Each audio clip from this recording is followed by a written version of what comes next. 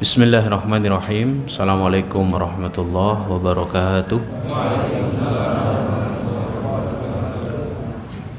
Alhamdulillah wassalatu wassalamu ala rasulillah wa ala alihi wa ashabihi wa man wala.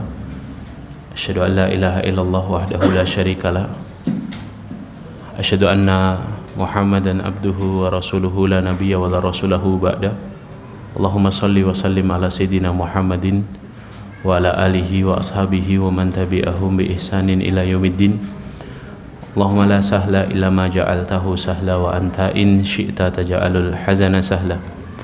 Rabbi shrah li sadri wa yassir li amri wahlul 'uqdatan min lisani yafqahu qawli.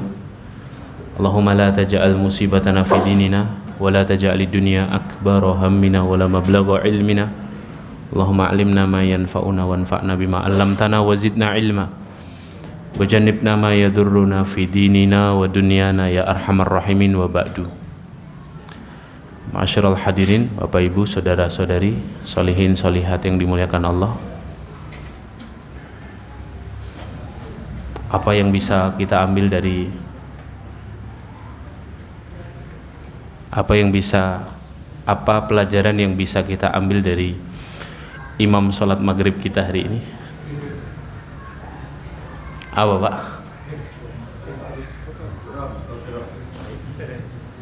Jangan lihat orang dari casingnya, ya. Innallaha la yanduru ila suwarikum wala ajsadikum.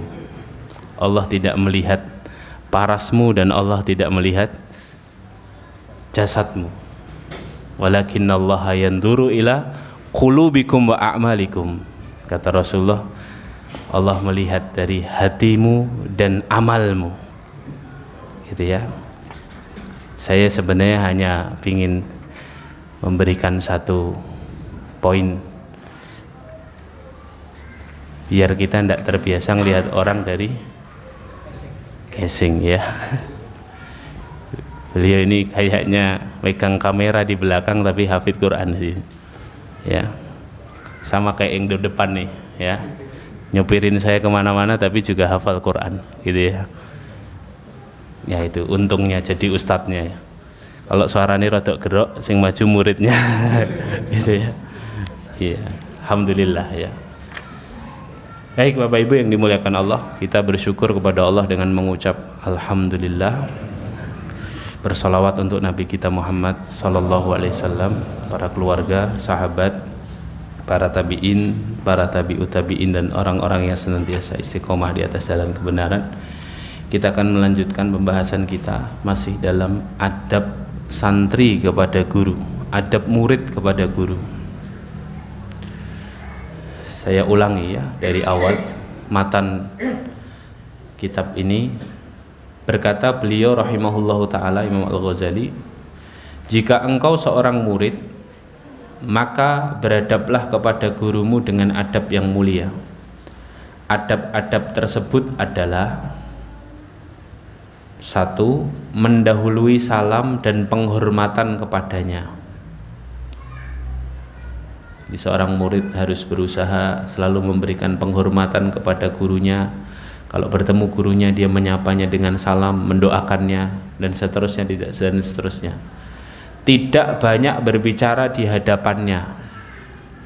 Kalau di hadapan guru jangan banyak berbicara, karena bisa jadi guru kita punya kepentingan atau punya urusan yang lebih mendesak dan tidak tega untuk menyela pembicaraan kita, sehingga kemudian kita yang harus lebih peka dan harus lebih beradab. Kemudian tidak berbicara sebelum guru bertanya, dan tidak bertanya sebelum minta izin kepada guru. Jadi dalam adab alim wal muta'alim itu dibahas satu bab khusus tentang adab bertanya, hadirin. Jadi bahkan kita sebagai murid bertanya kepada ahlul ilmi itu ada adabnya. Dan sebenarnya pekerjaannya murid itu memang bertanya. Jadi pekerjaannya murid itu 3. Kalau sedang bersama guru bertanya, kalau sedang bersama teman mengkaji ulang atau murojaah, kalau sedang sendirian menghafal. Itu pekerjaannya murid. Lagi sama guru, banyakin bertanya, mumpung ada sumber ilmu. Kalau lagi sama teman, banyak mengulang atau mengkaji ulang pelajaran yang kita catat, dicocokkan. Tadi poin B apa ya? Kamu dengarnya apa? Tadi saya kurang jelas. Oh, ini catatan saya seperti ini. Tadi saya belum paham maksud Ustadz begini dan begini. Gimana menurut antum tadi? Antum yang antum tangkap apa?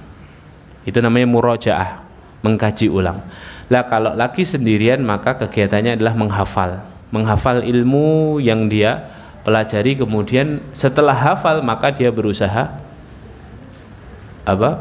mengamalkannya.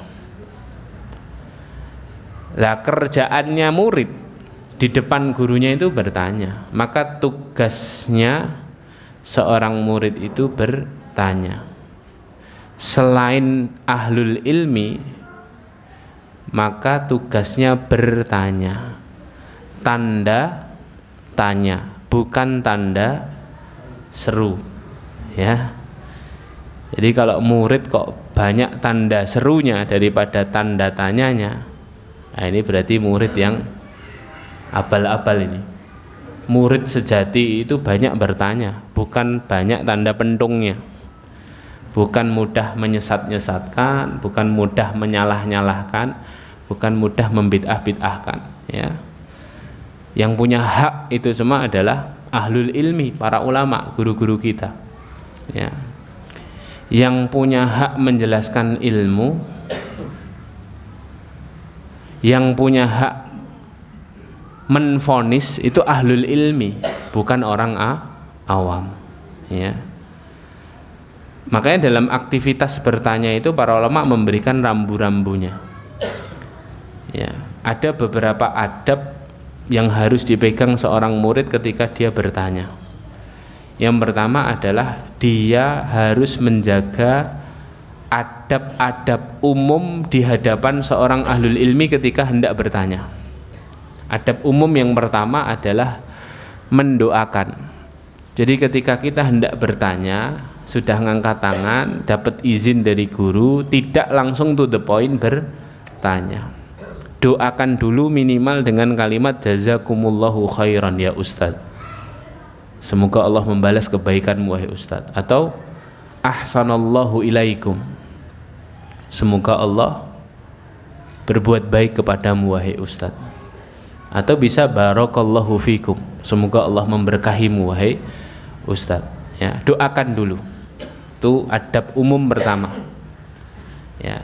Jadi kalau ada seorang penuntut ilmu kok dikasih waktu tanya jawab kok langsung to the point tanya tanpa mendoakan guru, ada yang kurang dari adabnya, ya. Adabnya doakan dulu, karena guru kita juga mendoakan kita setiap hari. Maka kita seorang murid berusaha sebelum kita mengambil faedah dari guru-guru kita berdoa dulu, mendoakan dulu. Kemudian yang kedua, menggunakan kalimat yang santun. Jadi kalimat harus ditata kalau bertanya kepada seorang guru. Jangan asal-asal bertanya, ya. Harus gunakan kalimat yang santun, ditata dulu. Nanti yang mau saya tanyakan ini, kalau perlu ditulis dulu. Sehingga ketika kita sampaikan kepada guru, kalimat yang kemudian terucapkan adalah kalimat yang santun. Santun ini, ya, santun ini tidak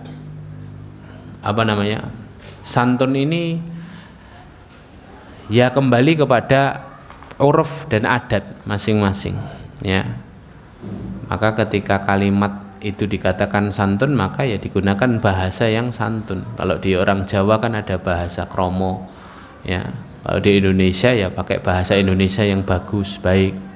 Bahasa Arab pun demikian, ya. Saya dulu pernah ingat ketika kuliah punya teman orang Filipina, pas guru kami ngajar bab toharoh, bab bersuci, bab istinja, hadirin, ya, bab istinja. Kemudian si teman Filipina ini kok bisa-bisanya tanya kepada guru pakai kata ganti kamu, hadirin, ya. Jadi dia mencontohkan, Ustadz, ini pakai bahasa Arab tapi ya, Ustadz, jika ada kan kalau kita orang Indonesia kan mau tanya sesuatu kan pakai orang ketiga ya biasanya. Jika ada orang yang begini apa hukumnya Ustaz? Nah, ini si kawan Filipina ini tidak tahu ya apa budayanya di sana. Dia tanya soal urusan bawah perut tadi. Kan istinja kan, urusan mohon maaf kelamin kan. Istinja bersihkan kotoran di tempat buangnya, tempat keluarnya kotoran, depan maupun belakang. Lah kok bisa beliau itu bilangnya begini, Ustadz, kalau Ustadz memegang kemaluan gitu ya, tanpa disengaja apakah batal wudhunya gitu. Jadi yang jadikan contoh siapa? Ustadznya. Kita yang orang Indonesia kan ketawa semua kok nggak beradab sekali ini.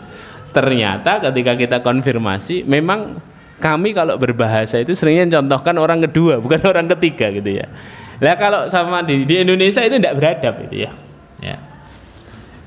Jadi yang dijadikan contoh ustadznya gitu ya. Dan pembahasannya pembahasan kemaluan masalahnya itu ya. Ya itu yang agak sedikit menggelitik. Lah makanya cari bahasa yang paling santun dan yang paling sopan. Itu adab umum dalam bertanya. Kemudian yang ketiga adab umumnya apa? Tidak banyak berfatwa.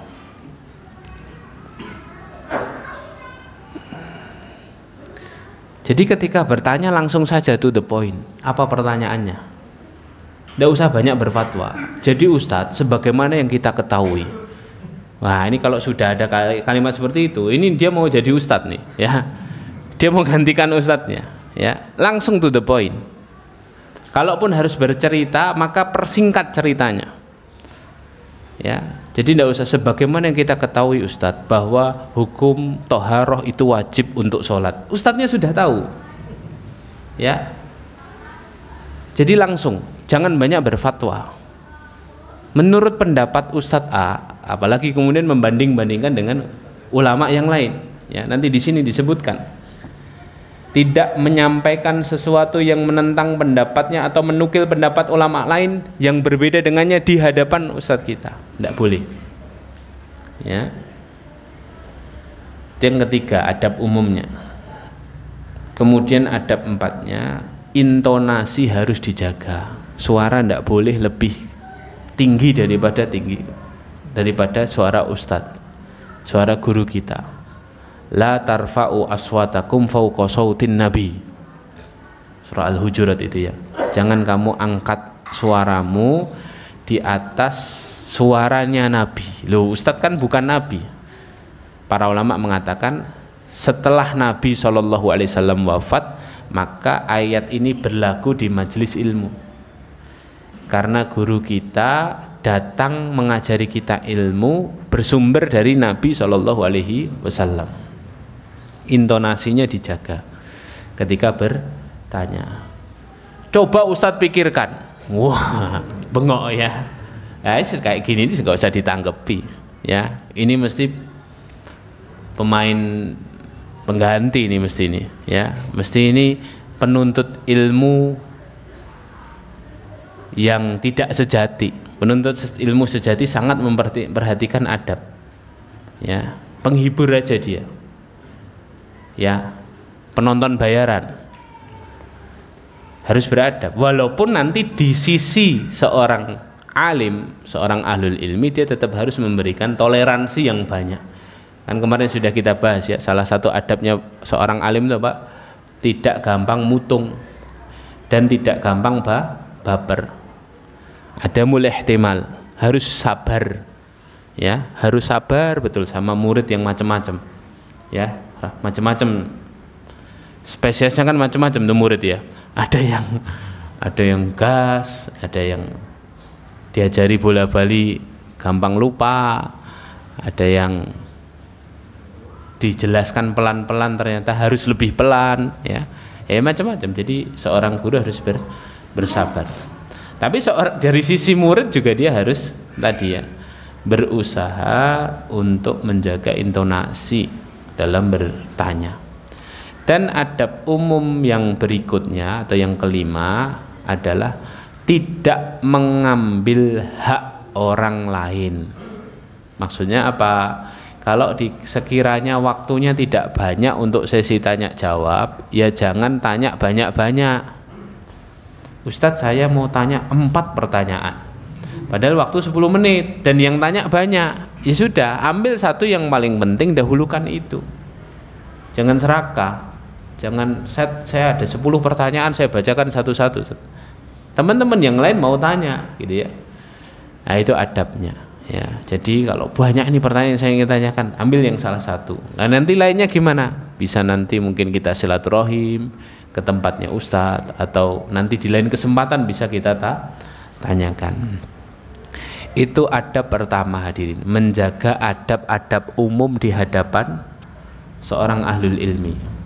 Kemudian yang kedua, ini kok belajar adab Ustadz, kok membosankan sekali.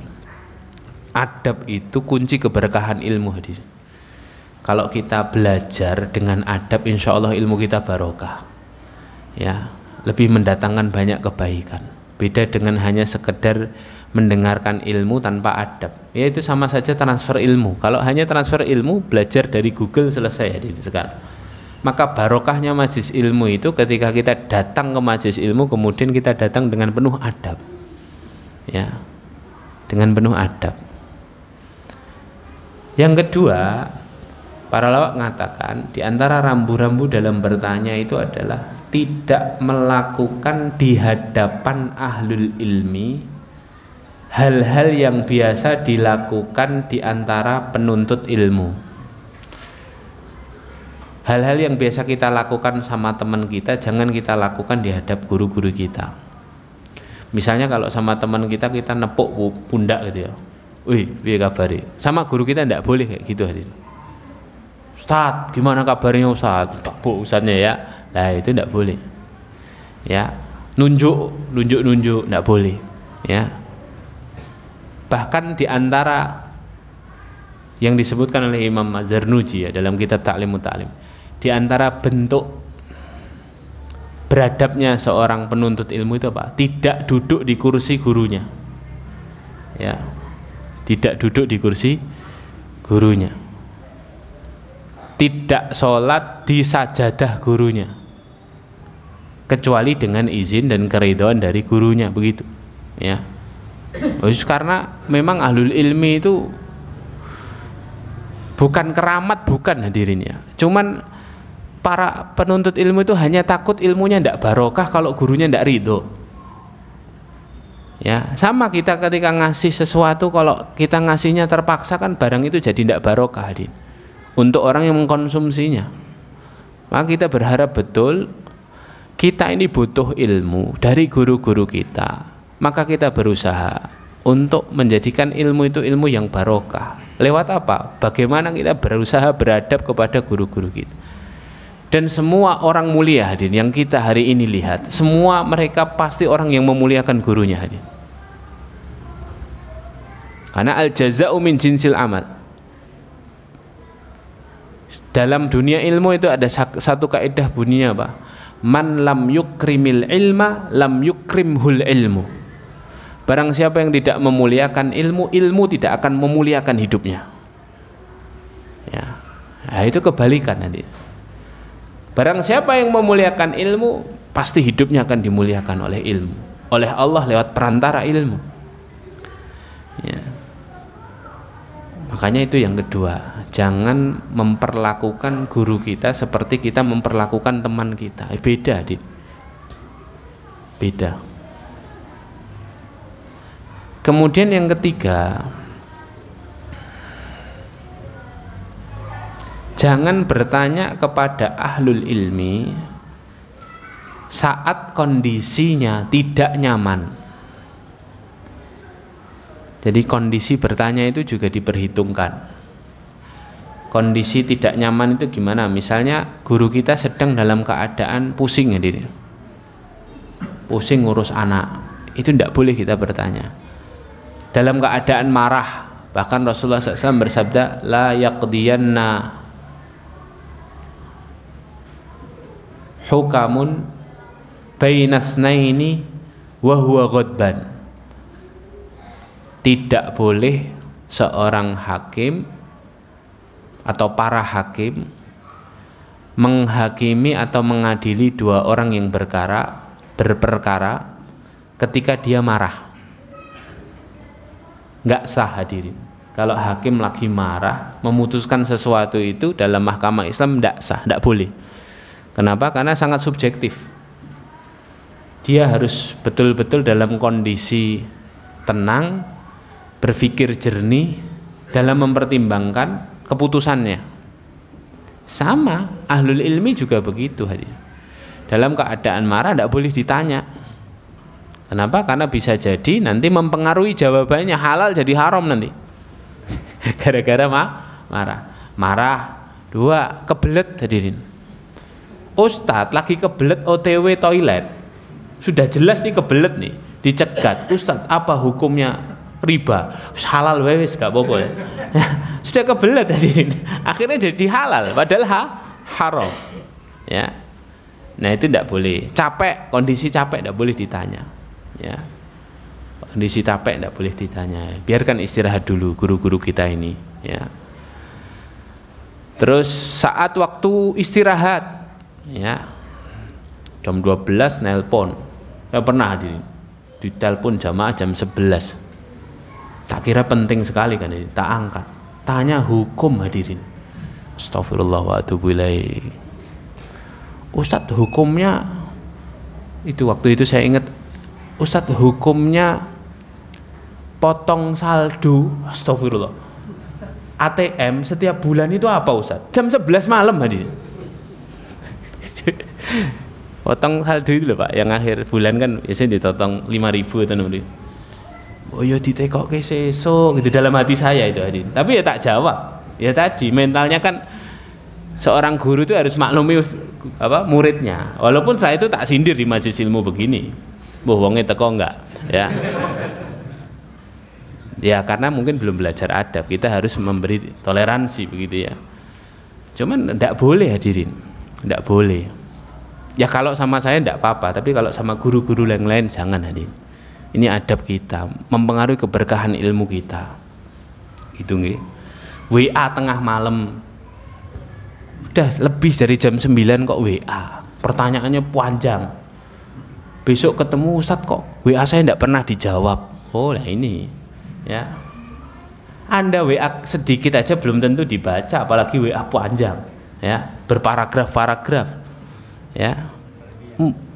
Kan jamaahnya nggak cuma jenengan, gitu ya. Ada banyak pertanyaan yang kepending, mungkin ada urusan lebih prioritas, ya.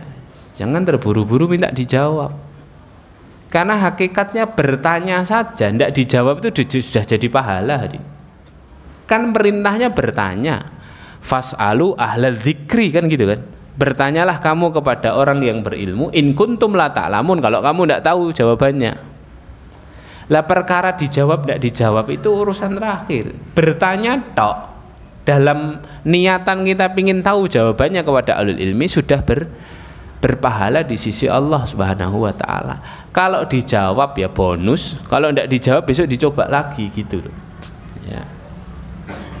Waktu tidur, guru kita dalam keadaan lagi pusing, stres, orang tuanya sakit misalnya, atau istrinya sakit, atau anaknya lagi opnam, itu kita jenguk ke rumah sakit jangan malah tanya hukum, tidak beradab itu ya. Wah ini nggak ada bahan nih, nggak penak aku karo Ustadz, akhirnya saya tanya hukum di rumah sakit, tanya hukum, ya jangan sampai terjadi. Ya adab orang kalau jenguk ke rumah sakit apa hadir? Doakan, setelah itu hibur, selesai segera pulang, ya jangan lama-lama hadir.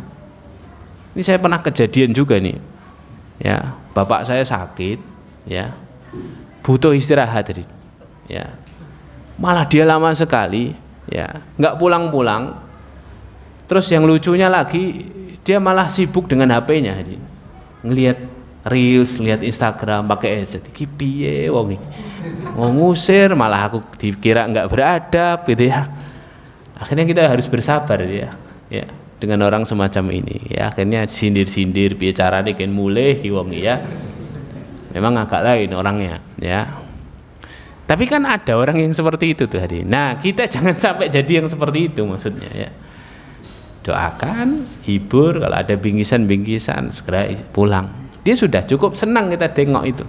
Apalagi kita doakan, senang orang sakit itu. Tapi kalau kelamaan ya jadi tidak senang. Yang ketiga hadirin, barakallahu fikum, jangan bertanya kepada ahlul ilmi kalau kondisinya tidak nyaman. Kemudian yang keempat, ini juga adab yang penting nih hadirin. Sebagian ulama, ini khilafiyah ya.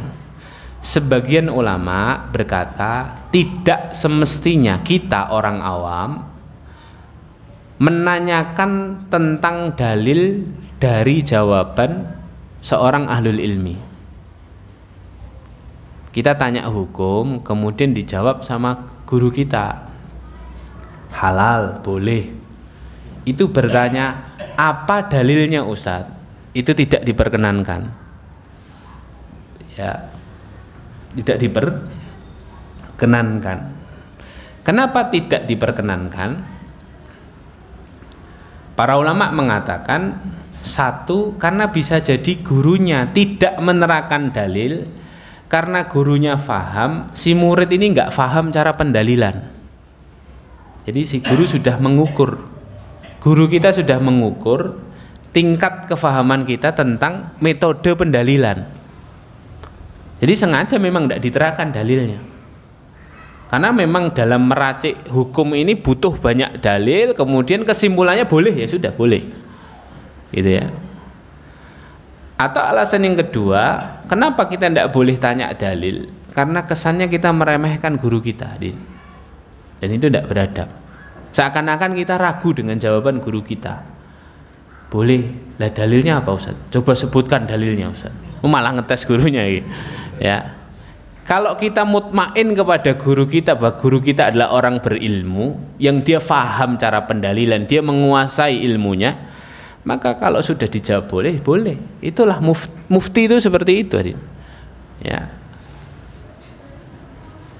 Dengan kesadaran penuh, mungkin guru kita tidak menjelaskan dalilnya karena sebab guru kita takut kita pusing kalau jelaskan dalilnya. Karena hukum itu kan belum tentu, tidak tentu dalilnya cuma satu tok til gitu, enggak hadirin. Kadang-kadang ada 10 dalil. Baru kemudian 10 dalil ini diistinbat, diracik oleh para ulama, kemudian diperas sarinya, kemudian dihasilkan menjadi satu produk hukum. Seperti itu. Kadang-kala ada yang semacam itu. Itu sebagian ulama berkata tidak boleh. Walaupun sebagian yang lain. Dan wallahu a'lam, semoga ini pendapat yang rajih, ini pendapat yang lebih kuat. Ya. Ini pendapat yang kuat lah. Kata sebagian pendapat yang lain, enggak masalah. Enggak masalah kita tanya dalil dari sebuah jawaban. Yang penting niatnya karena ingin tahu, bukan karena ingin mendebat seorang ahlul ilmi.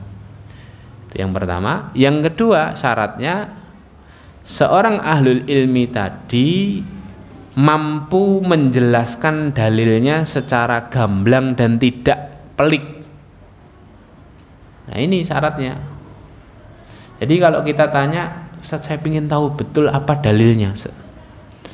Terus kok kemudian Ustaz kita tidak berkenan, dalilnya jelimet, saya aja pusing gitu ya misalnya. Saya dulu pas belajar ini aja harus bermenit-menit saya jelaskan baru guru saya jelaskan baru setelah itu saya paham, sudah tidak usah, pokoknya boleh, misalnya begitu.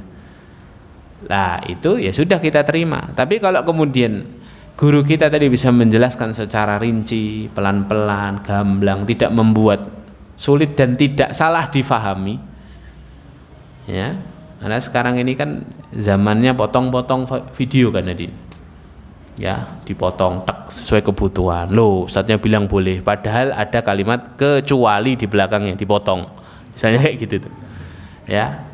Harusnya 15 menit lengkapnya dipotong jadi 3 menit, ya. Nah ini tidak diperkenankan. Makanya kadang ada guru yang mengukur dirinya dan mengukur muridnya. Ini kalau saya jelaskan jelimet, apalagi direkam nih, nah misalnya gitu. Sudah dijawab secukupnya. Ya, seperti itu. Nah, itu sebagian yang lain ulama mengatakan demikian. Dan sebenarnya hadirin, bertanya dalil itu tidak wajib hadirin. Kalau bertanya hukum itu wajib. Seperti kita tanya resep ke dokter, wajib tidak? Diagnosa dokter, terus dokter ngorek-ngorek resep tuh. Kita wajib tidak tanya, ini tulisannya apa dok? Enggak. Si gonen ke apotek, nanti biar dibaca sama apoteker gitu kan, sama petugas apotek. Kita tidak wajib tahu itu tulisannya dokter yang pura-pura jelek itu, padahal tulisan dokter sebenarnya bagus-bagus pak. Yang di resep aja itu jelek, ya. Dan kita tidak bisa tahu nama-namanya pun kita tidak tahu kan obatnya, ya. Seperti itu. Walaupun sekali lagi pendapat yang rajih tanya dalil itu boleh, apalagi di zaman kita ini, kita pingin sesuatu yang jelas misalnya, boleh, ya, boleh. Yang penting tadi tujuannya tidak mendebat dan tidak boleh memaksa seorang guru. Pokoknya saya butuh dalil Ustaz. Kalau belum jawab saya tidak akan percaya Ustaz. Wah, misalnya gitu. Ya udah cari guru lain aja, ya. Guru kita juga tidak butuh kita, kita yang butuh guru kita, ya. Kita butuh ilmu dari sumber ilmu, dan ulama itu jubirnya Allah di muka bumi, hadirin. Dia yang berhak berbicara tentang Allah di muka bumi, ya. Makanya Ibnul Qayyim itu buat buku judulnya I'lamul Muwaqqi'in, hadirin. Rambu-rambu untuk Al-Muwaqqi'in. Al-Muwaqqi'in itu pihak yang diberikan Allah wewenang untuk berbicara soal Allah. Jadi ada rambu-rambu ulama itu. Tidak boleh begini, boleh begini. Ada rambu-rambunya ditulis oleh para ulama-ulama kita, ya. Allahu a'lam bishawab. Nah, itu yang keempat. Kemudian yang kelima, adabnya adalah ketika kita bertanya, pahamilah bahwa itu menjalankan perintah Allah. Dan apabila kita menjalankan perintah Allah, maka berpahala. Jadi jangan malu bertanya. Kalau tidak tahu harus ditanyakan, dan itu berpahala. Dan tadi dijawab atau tidak dijawab berpahala. Ya. Dijawab tidak dijawab. Kenapa? Karena perintahnya bertanyanya, bukan bertanya kemudian dijawab baru dapat pahala. Enggak, bertanya. Nah, kalau Anda dalam kajian-kajian kadang-kadang ustadznya minta kita untuk kalau ada yang ingin ditanyakan silakan tuliskan di kertas. Kumpulkan, ternyata kertasnya banyak. Terus ternyata pertanyaan kita tidak dibaca oleh ustadznya karena pertanyaannya random banyak, pilih salah satu. Jangan kecewa dan jangan bersedih hati, karena sejak Anda menuliskan pertanyaan, Anda ajukan kepada ahlul ilmi, Anda dapat pahala. Kita dapat pahala. Karena perintahnya adalah bertanya, bukan dijawab. Ya. Lah, perkara kemudian nanti dijawab, alhamdulillah. Kalau belum dijawab, ya coba di lain kesempatan tanyakan itu kepada guru kita. Nah, itu 5 adab yang perlu dijaga di dalam proses kita belajar, dalam khususnya dalam bab bertanya. Ya. 1, jaga adab-adab umum. Adab umum tadi ada berapa? 5. Doakan, kalimat santun, jangan banyak berfatwa, intonasi dijaga, tidak mengambil hak orang lain. Yang kedua, tidak melakukan di hadapan seorang ahlul ilmi seperti apa yang kita lakukan di hadapan teman kita. Jangan samakan ahlul ilmi dengan teman, walaupun mungkin sebaya, walaupun mungkin lebih muda daripada kita. Imam Syafi'i itu 13 tahun hadirin sudah mengajar di hadapan para masyayikh di depan Mekah, di depan Masjidil Haram. Siang-siang Ramadan ngajar, lah Imam Syafi'i bawa air putih hadir. Setelah itu apa? Diminum, gelek. Pas apa? siang Ramadan. Nggak puasa kan berarti. Padahal orang-orang yang lebih tua, orang-orang berilmu yang lebih tua di hadapannya, Pak, semuanya berpuasa tengah Ramadan. Tidak ada satupun yang berani menyela Imam Syafi'i. Karena menganggap Imam Syafi'i orang yang berilmu pasti punya alasan. Benar waktu buka ditanya Imam Syafi'i, tadi siang aku ingin bertanya, tapi kondisinya di majelis ilmu. Apa alasanmu? Kamu minum.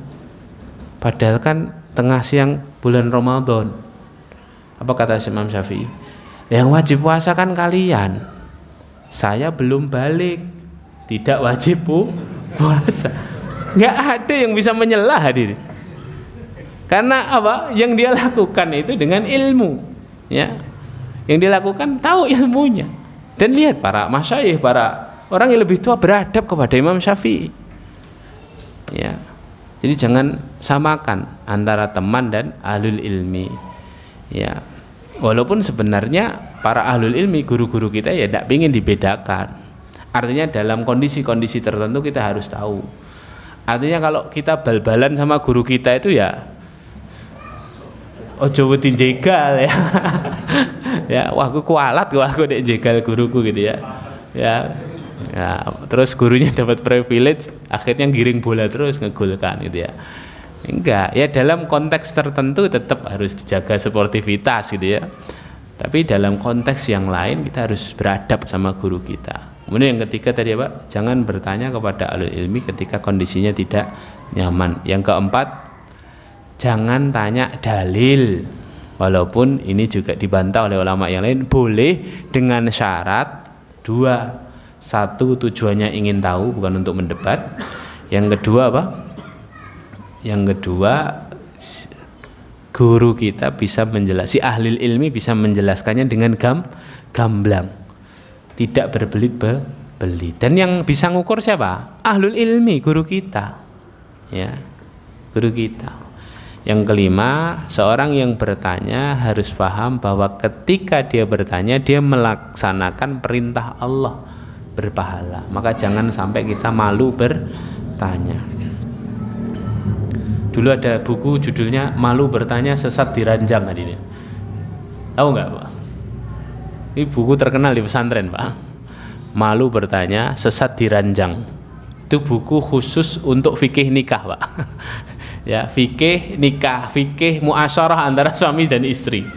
Ya, dalam bab mula'abah. Bab mula'abah itu bab muqaddimah sebelum ibadah suami istri. Judulnya kontroversi itu, Pak. Malu bertanya sesat di ranjang. Gitu ya. Artinya bahkan dalam bab-bab yang sensitivitas seperti itu, sensitif seperti itu, kita juga harus bertanya kepada ulama. Misalnya para muslimah wajib bertanya tentang periode darah haid misalnya. Bagaimana membedakan antara darah haid dengan darah istihadah? Ya, berapa jumlah atau durasi minimal nifas, maksimal nifas, itu harus ditanyakan dan tidak boleh malu. Dalam perkara ilmu tidak ada sesuatu yang istilah tabu, itu tidak ada. Selama kita memang butuh ilmunya. Jadi itu adabnya hadirin. Kemudian juga dibahas juga oleh para ulama, kepada siapa kita bertanya. Wah, ini penting. Sekarang itu ustadz banyak sekali, ustadz di YouTube itu, masya Allah, semuanya gelarnya ustadz. Cuman di Indonesia hadirin, orang hijrah sehari asal jenggotnya panjang dipanggil ustadz langsung hadirin. Pakai sorban ustadz, sarungan ustadz. Ya, sekarang juga lagi musim Gus ini hadirin. Sedikit Gus gitu. Ya, ngapa sedikit Gus? Ya, akhirnya ada Gus naturalisasi, ya. Ya. Nah, ini kalau di Jazirah Arab hadirin, ustadz itu panggilan untuk profesor hadirin. Jadi setelah doktor itu ustadz, al ustadz, ad doktur gitu, asy-syekh siapa gitu. Kalau di sini ustadz, yang penting sarungan hadirin, sama jenggotnya agak dawa, dipanggil Pak Ustadz. Ya, Nah, dibahas oleh para ulama, kepada siapa kita boleh bertanya. Kita kalau mau bertanya itu ke siapa, Ustadz? Ustadznya banyak ini. Ya. Para ulama mengatakan bertanyalah kepada orang yang punya dua kriteria. Satu, dia memiliki kemampuan ijtihad. Ya, makna sederhananya lagi, dia orang yang memang mumpuni dalam ilmunya. Jelas dia punya guru, riwayat pendidikannya jelas, kemudian spesialisasinya dia jelas. Fadol, silahkan ambil ilmu, bertanya kepada beliau ini. Satu, mumpuni, dia punya kemampuan ijtihad. Ya, dia tahu bagaimana meracik hukum, dia faham usulul fiqh. Tidak hanya ilmu fikih saja, dia harus paham bagaimana usulul fiqh. Apa bedanya usulul fiqh dan fiqh? Kalau fiqh itu produknya, kalau usulul fiqh itu pabriknya. Jadi sebelum jadi produk, minuman kemasan itu kan ada komponen-komponen kan. Ada botolnya, ada tutupnya, ada isi airnya, rasa apa? Stroberi, melon, ya, jambu, ya. Kemudian ada segelnya. Itu alatnya namanya usulul fiqh. Ya. Nah, ini tanyakan kepada orang yang menguasai.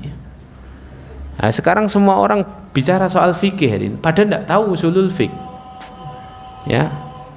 Belajar dari mana kamu fikihnya halal haram? Dari YouTube. Dari video 1 menitan.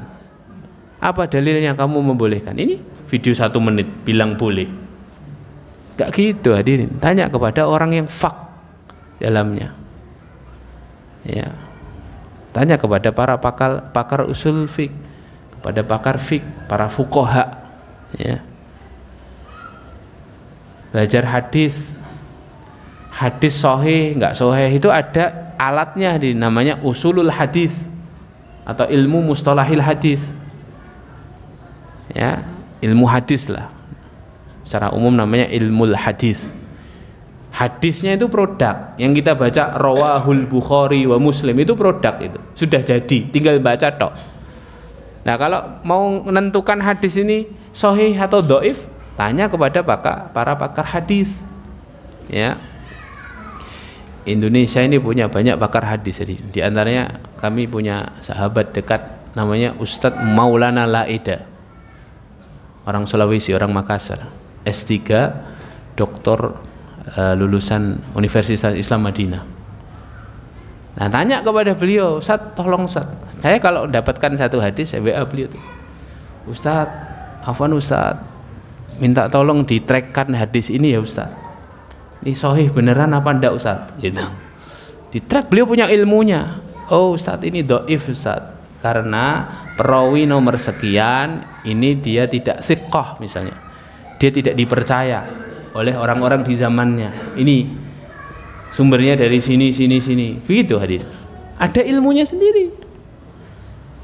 Ilmu tafsir, tidak boleh kita ngartikan Quran sembarangan hadir. Ada ilmu tafsir sendiri, kemudian ulumut tafsir sendiri, tafsirnya sendiri, ilmu tafsirnya sendiri, namanya ulumul Quran. Belajar ulumul Quran, bahwa ada ayat yang nasikh, ada ayat yang mansukh misalnya, ada ayat yang baru turun, ada ayat yang hukumnya dihapus oleh ayat yang baru turun, ya, dan sebagainya, ya. Lah jadi kriteria pertama adalah cari guru yang mau ditanya siapa? Guru yang mumpuni di bidangnya. Yang kedua, kriterianya apa? Dia adalah orang yang solih, yang dia berusaha menyelaraskan antara ucapan dan perbuatannya. Jadi kriterianya dia alim dan dia solih. Ucapannya selaras dengan perbuatannya selaras dengan ucapannya. Ya, dia berusaha cari guru yang semacam itu, karena guru yang semacam itu guru yang sangat berhati-hati pada bab hukum, karena dia berbicara mengatasnamakan Allah dan Rasulnya, maka harus cari orang soleh. Ya. Jangan sembarangan cari guru, cari yang akhlaknya baik, cari yang perkataannya selaras dengan perbuatannya. Berusaha untuk itu. Memang kalau cari yang sempurna banget ya tidak bisa. Tapi kalau kita dengan secara zahir melihat kesolihan dia, ambil guru yang semacam ini. Ya. Kalau perkataannya sudah tidak ngena, ya, kemudian dia suka berbicara hal yang tidak senonoh. Mungkin dia seorang alim tapi dia tidak soleh, hadirin. Tidak bisa ditanya. Karena apa? Dia tidak punya sikap warok, tidak berhati-hati, hadirin. Ya. Nah itu hadirin. Jadi kriterianya dua itu. Saya tambahkan lagi, para ulama juga membahas gini. Gimana Ustadz tahu seorang ahlul ilmi itu punya kapasitas atau enggak? Dia mumpuni atau enggak, itu caranya gimana? Dulu para ulama itu caranya tahu ini orang yang punya kapasitas, ini enggak punya kapasitas itu gimana? Para ulama punya metodenya sendiri dan kita lihat, ya. Ahlul ilmi yang ini itu dia melewati metode ini atau enggak? Ada beberapa metode yang ditawarkan para ulama, setidaknya ada 4. Yang pertama adalah al-intisabu bil futya bimashhadin minal ulama. Ketika dia berfatwa di tengah-tengah ulama yang lain, ahlul ilmi yang ini itu tidak diingkari fatwanya oleh ulama yang lain. Jadi ketika dia memberikan pendapat, pendapatnya itu tidak diingkari oleh ulama-ulama yang ada di sekitarnya. Artinya apa? Pendapatnya selaras dengan pendapat ulama-ulama yang lain. Nah, ini berarti dia orang yang punya kapasitas. Lah, dia punya pendapat, kok terus ulama pada mengkritik dia, mengcounter dia. Lah, ini tidak boleh diambil. Berarti dia secara kapasitas bertentangan dengan ulama-ulama yang kapasitasnya lebih daripada dia. Ya. Itu dengan cara pertama seperti itu. Atau yang kedua, at-tazkiyatu minal ulama, rekomendasi dari ulama lain. Misalnya kita dari Jakarta mau pindah ke Solo, kita tanya ke guru kita yang kita yakini guru kita ini adalah seorang ahlul ilmi. Ustadz, saya mau pindah ke Solo, belajarnya sama siapa ya? Oh, sama Ustadz Fulan. Saya bersaksi Ustadz Fulan ini orang yang ahlul ilmi. Kita boleh ambil itu. Karena apa? Ada rekomendasi dari guru yang lain. Atau yang ketiga apa? Yang ketiga adalah ruju'ul ulama ilaihi. Jadi para ulama itu bertanya kepada ahlul ilmi ini atau menukil pandangannya bahkan. Ya, jadi dia dijadikan rujukan, referensi ulama-ulama yang lain. Ya, kalau ini jelas kapabilitas. Atau yang terakhir, yang keempat dengan al-imtihan. Al-imtihan itu ujian, hadir. Diuji. Maka Imam Al-Bukhari kan pernah diuji di hadapan para ulama tentang hadis dan beliau lulus ujian itu. Ditanya ribuan hadis beliau bisa jawab. Ya, yang dhaif bisa jawab, yang palsu bisa jawab, apalagi yang sahih. Ya. Nah, kalau sekarang yang keempat ini setidaknya ya ahlul ilmi yang kita ambil ilmunya dan kita tanya itu dia minimal jelas riwayat pendidikannya. Atau jelas bahwa dia itu pernah menempuh masa menuntut ilmu sekian tahun, ya. Kalau hari ini kalau secara resmi ya dia pernah menempuh jenjang-jenjang pendidikan tertentu.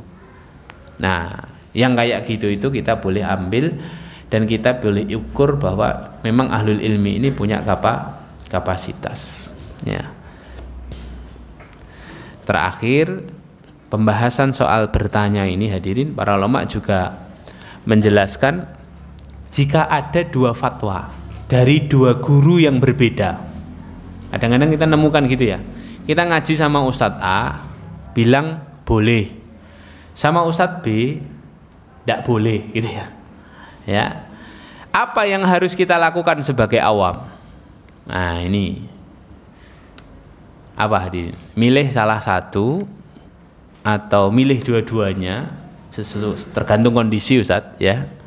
Sing penak sing endi atau gimana ya. Sebagian ulama mengatakan kalau 2 guru beda jawaban, jadi 2 fatwa, Maka sebagian ulama mengatakan carilah yang mudah buat kita. Dua-duanya ini berdasar ilmu. Cari yang mudah saja, yang longgar. Walaupun sebagian ulama yang lain mengatakan cari yang berat. Tambah pusing kita ya. Ya, cari yang berat. Kenapa yang berat? Karena yang berat itu yang bertentangan dengan hawa nafsu kita. Ya. Itu dua pendapat ulama, cari yang mudah, cari yang berat. Tapi pendapat yang kuat adalah pendapat yang ketiga. Kalau ada dua guru beda fatwa, yang satu boleh, yang satu tidak boleh, maka berusahalah untuk mencari yang paling benar sesuai dengan kemampuan kita. Kemampuan kita gimana toh Ustaz? Wong kita ini orang awam. Ada dua ahlul ilmi yang beda pendapat. Gimana caranya tahu? Ya, para ulama bilang cari yang pertama, lihat siapa yang lebih alim di antara duanya, yang lebih berilmu yang mana, ya, yang lebih ilmiah yang mana. Lah kalau nggak mampu, satu kami ini bukan orang berilmu, bedakan yang berilmu sama tidak berilmu kan tidak mampu. Kalau tidak mampu, maka lihatlah mana yang lebih warok, hadirin, yang lebih berhati-hati, yang lebih soleh tadi. Ini ulama yang ini insya Allah dia lebih berhati-hati, ya, lebih soleh, lebih menjaga Allah. Nah pilih yang ini. Kalau ternyata sama-sama soleh Ustaz, di mata saya sebagai awam nih dua-duanya alim, dua-duanya soleh, maka tidak ada cara lain kecuali yang ketiga, alaikum bil jumhur. Hendaknya kamu mengikuti pendapat mayoritas ulama. Ya. Dua ustadz berbeda pendapat, coba lihat referensi ustadz 3, 4, 5, 6. Oh ternyata pendapatnya A, ya sudah ikut A. Dalam rangka apa? Dalam rangka ya kita taklid sama ulama banyak pendapat ini, kita ikut pendapat itu. Misalnya kita hidup di Jogja, Idul Fitrinya beda. Jogja hadirin, Jogja itu lahir, bayi lahir itu sininya sudah ada Muhammadiyahnya hadirin. Jogja kan tempatnya Muhammadiyah gitu loh maksud saya ya. Lah itu sudah jumhurnya mesti kan Idul Adha, Idul Fitrinya kalau pas beda ya sudah ikut saja Muhammadiyah ya. Karena mesti di situ kebanyakan ulamanya Muhammadiyin gitu kan. Ya. Gitu, alaikum bil jumhur. Daripada pusing-pusing ya, sudah ngikuti kebanyakan itu contohnya. Gitu ke. Barakallahu fikum. Insyaallah kita lanjut di adab berikutnya. Kali ini kita bahas adab soal bertanya dulu ya. Semoga bermanfaat untuk saya pribadi dan untuk jamaah yang dimuliakan Allah. Kita tutup dengan bacaan hamdalah. Alhamdulillahirabbil alamin dan doa kafaratul majlis. Subhanakallahumma bihamdika asyhadu an la ilaha illa anta astaghfiruka wa atubu ilaik. Assalamualaikum warahmatullahi wabarakatuh.